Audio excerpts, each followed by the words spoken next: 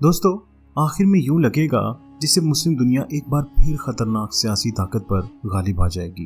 इस्लामी तारीख के तहत तो होना भी यही चाहिए था कि बैरूनी जुल्म और कमजोरी के एक दौर के बाद एक नई ताकतवर सल्तनत उभरती और पुरानी इस्लामी रियासतों की सी शान और शौकत एक बार फिर हासिल कर लेती। जब अंदलुस यानी आज के स्पेन में हसाई रियासतें उभरी तो 11वीं और 12वीं सदियों में मराबतियों और मुवाहिदीन ने आइबेरिया और शुमाली अफ्रीका को इकट्ठा कर दिया था। 12वीं सदी में सलीबी जंगों के बाद सुल्तान सलाहुद्दीन अयूबी रहमतुल्लाह अलैह और इनके जानशीन मुमलोकों ने मिस्र, शाम और हिजाज को मिलाकर एक ताकतवर हुकूमत बनाई थी। 13वीं सदी के मंगोल हमलों के बाद उस्मानियों और इनकी 3 बरे-आज़मी सल्तनत का दौर शुरू हुआ जिसने वस्ती यूरोप के दरवाजों पर दस्तक दी थी।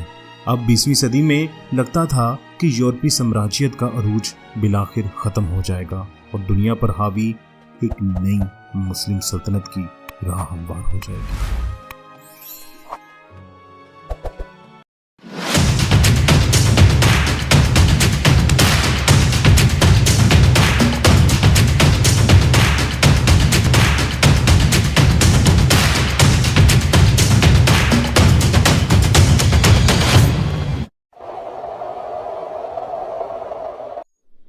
पर दोस्तों, इस बार रवायती मुस्लिम सल्तनत सामने ना आ पाई। दर्जनों मुस्लिम रियासतें दुनिया के नक्शे पर बिखरी हुई थीं और इन्हें यूरोपीय नौ आबादकारियों की खिंची हुई सरहदों ने एक दूसरे से अलग रखा था। मुस्लिम दुनिया के लिए ये अदम इत्तिफाक बहुत नुकसानदेह साबित हुआ।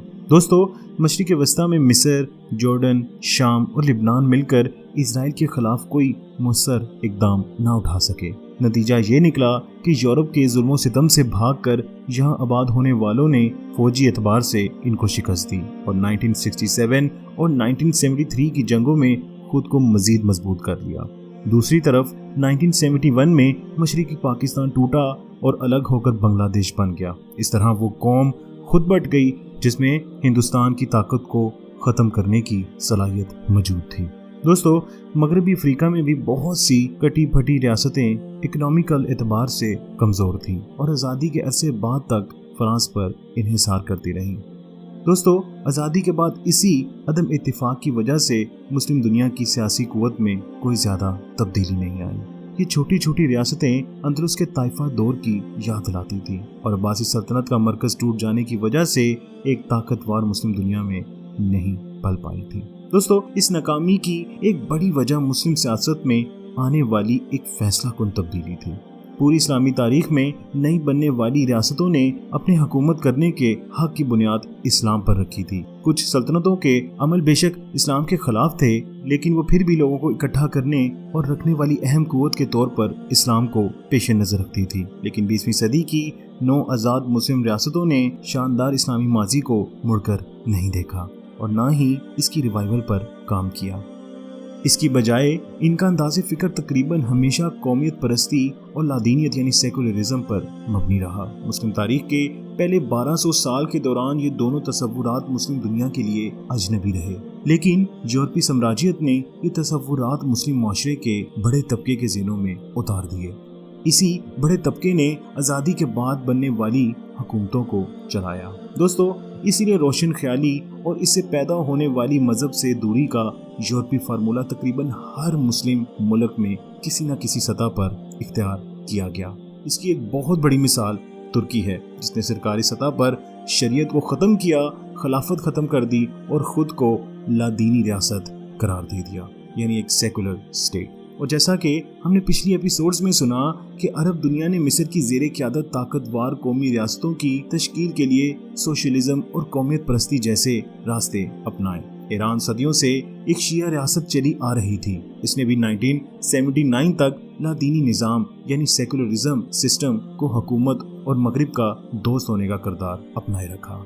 जाहिर है कि हर कोई इस निज़ाम को लेकर नहीं चल रहा था। इसकी एक मिसाल सऊदी अरब है। इसने सदियों पहले की कबायली रियासतों की तरह बादशाहियत का तर्ज हुकूमत इख्तियार किया और अपनी हुकूमत का जवाज़ मोहम्मद बिन अब्दुल वहाब की सल्फ़ी इस्लामी ताबीर से लिया। ताहम मुस्लिम दुनिया ने बहैसियत मजमूई सियासी इस्लाम का तसव्वुर छोड़कर लादीनी यानी एक सेकुलर नज़रिया इख्तियार किया, जिन्हें मगरिब ने रवाज दिया था।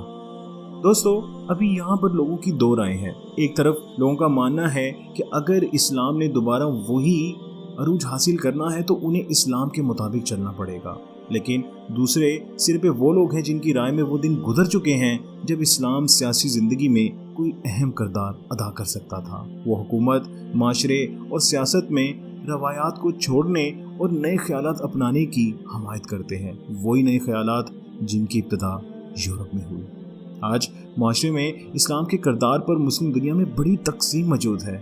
अभी हालिया बरसों में अरब बहार यानी अरब स्प्रिंग और फिर मिस्र, ट्यूनिस और शाम की बदअमनी ने वाज़ेह कर दिया कि ये दो मुखालिफ नजरिए बाहम किस कदर गैर हम आहंग हैं। तुर्की एक बार फिर सेकुलरिज्म और सियासी इस्लाम के दौर पर खड़ा हुआ है और इसका फैसला भी होना बाकी है कि आया इस्लाम एक बार फिर कोई अहम किरदार अदा करता है या कौमियत परस्ती यानी नेशनलिज्म और लादीनियत यानी सेकुलरिज्म ही नए मौसर नजरियात रहेंगे, या फिर इनके दरमियान सबके लिए काबिल कबूल मुअज़्ज़न फिक्री नहज डिस्कवर कर ली जाएगी। ये सवालात बहुत बड़े हैं और इनका जवाब देने वाला इस्लामी दुनिया में एक नए दौर का आगाज़ करेगा।